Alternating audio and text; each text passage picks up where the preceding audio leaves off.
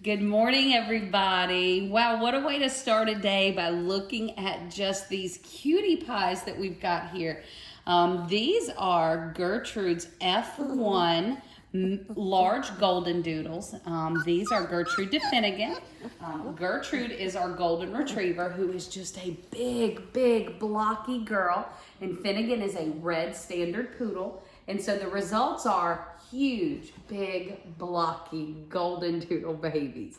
These guys are right at 3 weeks old, and this is a nice and big, healthy, fat litter, just big old fat babies. Just adore these guys.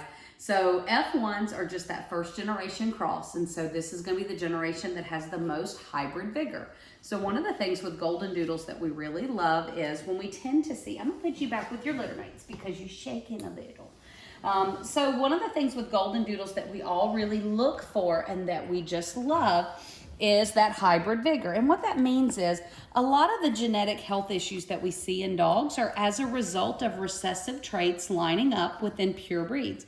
So when you breed golden retriever to golden retriever, you're going to be more likely to get recessive traits that line up. But when we do an outcross like a golden retriever to a poodle, we have a very low likelihood of recessive traits lining up, and that's what hybrid vigor is all about.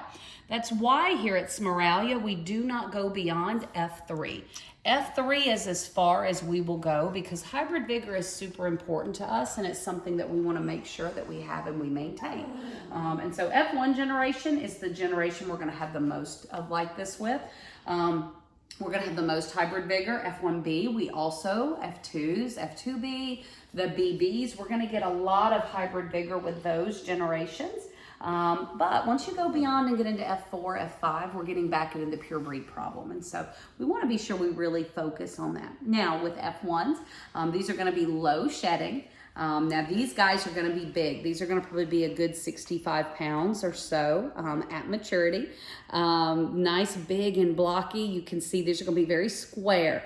They're going to be about 65 pounds, but they're not going to be quite as tall as what we always get. Finnigan is a more blocky poodle, and so he's not quite as leggy as some of them are, so these puppies will probably not be super leggy either. Low to non-shedding. They will be allergy friendly, but if you have allergies in your home and you're looking for a golden doodle because of that, I would recommend doing a t-shirt test.